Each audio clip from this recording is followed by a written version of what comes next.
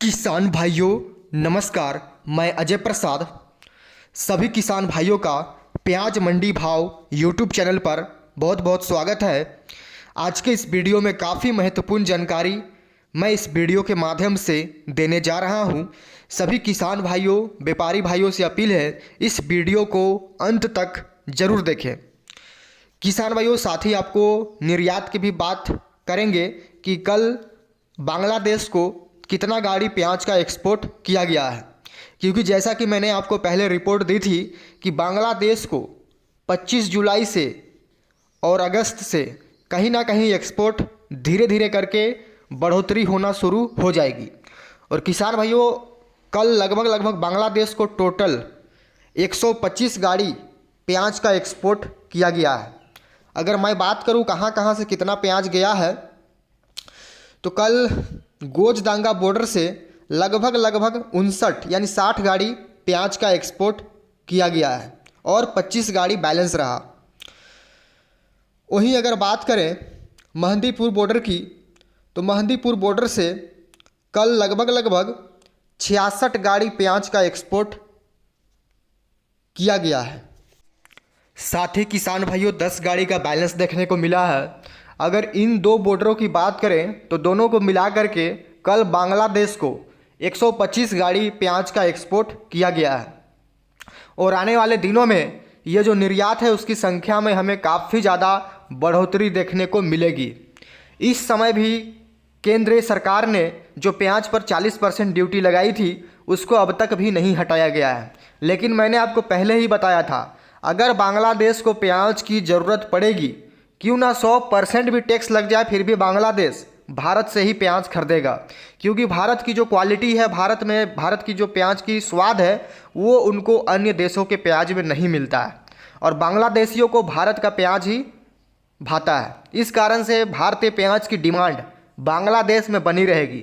इसलिए किसान हो व्यापारी हो बिल्कुल घबराना नहीं है। मैंने आपको शुरुआत से ही कहा है, प्याज एक बार रफ्तार पकड़ेगा और उस रफ्तार को रोक पाना किसी के लिए भी काफ़ी चुनौतीपूर्ण होगा। तो बस अब किसानों का समय धीरे धीरे करके आने वाला है। ये सावन बस ख़त्म हो जाए, उसके बाद प्याज में एक अच्छी खासी हमें तेज़ी देखने को मिलेगी। और जो लोग मंदी का प्रचार कर रहे हैं कि अफ़गानिस्तान से प्याज आ जाएगा, मिस्र से प्याज आ जाएगा, इजिप्ट से प्याज आ जाएगा, इस तरह की जो भी भ्रामक खबरें हैं उनसे बिल्कुल किसान दूर रहें। कहीं से कोई प्याज नहीं आना है। और हमारा जो देश है वो दूसरों को खिलाता है, ना कि हम दूसरे देशों का खाते हैं। हाँ, जब हालात एकदम बेकाबू हो जाए, हमारे देश में प्याज की किल्लत हो जाए, प्याज 100 रुपये के पार हो जाए, तभी अफ़गानिस्तान और मिस्र, तुर्की जैसे देशों से प्याज आयात किया जाएगा। अन्यथा अभी जो रेट चल रहे हैं वो काफ़ी मीडियम रेंज है। इस रेंज में ना ही कस्टमर को कोई दिक्कत है और ना ही सरकार को कोई दिक्कत है। इसलिए बिल्कुल इन रेटों पे भी किसान अपना माल जरूर बेचे। बाकी किसान भाइयों मैं तमाम जानकारियाँ आपको अपने चैनल के माध्यम से देता रहता हूँ, ताकि हमारे किसान भाइयों को किसी भी गुमराह का शिकार ना किया जाए। क्योंकि कुछ ऐसे चंद आड़ती हैं जो अपने लालच के चक्कर में किसानों का बहुत बड़ा नुकसान कर देते हैं।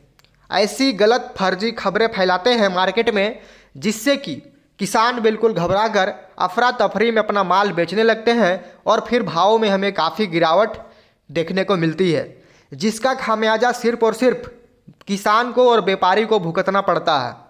और आड़ती अपने मज़े लेते हैं, उनकी जेब भरती रहती है, उनको मोटा कमीशन मिल जाता है। तो किसान बिल्कुल समझदारी से चले।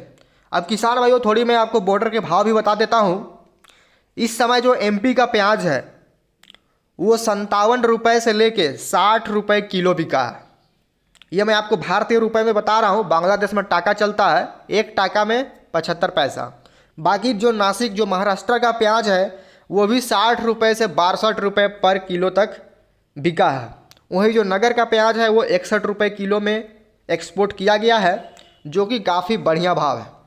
और किसान भाइयों ये एक्सपोर्ट का ही नतीजा है कि इंदौर की मंडी में पिछले 2 दिनों में हमें मार्केट में 2 रुपये की तेज़ी देखने को मिले ही। और ये भी कहीं ना कहीं एक शुभ संकेत है आने वाले समय के लिए। और अब सावन लगभग 15 दिन खत्म होने के कगार पर है। जैसे ही कल जल चढ़ेगा उसके बाद प्याज की डिमांड में थोड़ी हमें तेज़ी देखने को मिलेगी, क्योंकि कई ऐसे भी लोग होते हैं जो 15 दिन का सावन मानते हैं। उसके बाद कहीं ना कहीं प्याज की सेल पर इसका असर ज़रूर पड़ेगा और प्याज की बिक्री काफ़ी ज़्यादा होना शुरू हो जाएगी।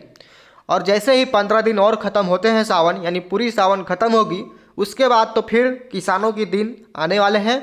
किसान इस चीज़ का बिल्कुल तैयार रहें और अपने माल को सुरक्षित जगह पर रखें, उनको थोड़ा ध्यान दें, उनकी प्रबंधन पर ध्यान दें, क्वालिटी बनाएं, अच्छी ग्रेडिंग करें और अपने माल को एक बेहतरीन तरीके से मंडी में ले जाएं। उनको भाव प्याज का अच्छा मिलेगा इस साल, क्योंकि ये एक प्याज के इतिहास में ऐतिहासिक साल बनेगा। क्योंकि मैंने शुरुआत से ही देखा है इस बार प्याज के किसानों को एक लगभग औसतन अगर मैं मानूं तो औसत अच्छा रेट मिला है। बाकी बढ़िया रेट में नहीं बोलूँगा, लेकिन औसत अच्छा रेट मिला है पिछले कई सालों के मुकाबले। क्योंकि पिछले कई सालों में हमने देखा प्याज किसान का 5 रुपये 10 रुपये भी कोई पूछने वाला नहीं था, लेकिन इस साल प्याज 15 से लेकर 20-25 रुपये तक किसान का माल एक बढ़िया सम्मानजनक रेट में बिका है, औसतन रेट में। इसलिए मैं ना ही सरकार को दोष दूंगा, और इस साल किसानों के पास एक अच्छा और मौका बनने जा रहा है कि पिछले साल जो नेफेड NCCF ये जो सरकारी एजेंसियां हैं जो प्याज का बफर स्टॉक बड़े पैमाने पर करती है और मौका देखकर किसानों को छलने का भी काम करती है, लेकिन ये साल उन्होंने भी प्याज का स्टॉक ना के बराबर ही किया है। मेरे पास जो रिपोर्ट आई है लगभग 1 लाख मैट्रिक टन मात्र प्याज का स्टॉक किया गया है, जबकि सरकार ने 5 लाख मैट्रिक टन का लक्ष्य रखा था। तो काफ़ी भारी गिरावट है बफर स्टॉक में। इस चीज़ का लाभ कहीं ना कहीं आने वाले समय में हमारे व्यापारियों को और किसानों को मिलेगा। किसान भाइयों, महाराष्ट्र के काफ़ी बड़े एक्सपोर्टर हैं, उनसे मेरी प्रतिदिन बात चलती रहती है। उनका माल दुबई हो, कतर हो, श्रीलंका हो या फिर अन्य जितने भी खाड़ी देश है, पड़ोसी मलेशिया, बांग्लादेश, सभी जगह वो प्याज का एक्सपोर्ट करते हैं काफ़ी बड़े पैमाने पर। लगभग उनके यहाँ से प्रतिदिन 30 से 40 गाड़ी इस समय प्याज का एक्सपोर्ट किया जा रहा है। काफ़ी बड़े एक्सपोर्टर हैं, उनसे मेरी लगातार बात भी होती है और उनका कहना है कि बाहरी देशों में अब प्याज की जो डिमांड है वो काफ़ी बड़े पैमाने पे आएगी। इसलिए किसान को बिल्कुल घबराना नहीं है। इस साल किसान का माल एक सम्मानजनक, एक काफ़ी अच्छे रेट में बिकेगा।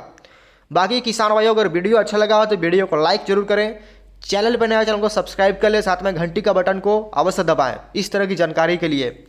मिलते हैं नेक्स्ट वीडियो में कोई अच्छी नई जानकारी के साथ। तब तक के लिए जय हिंद, वंदे मातरम।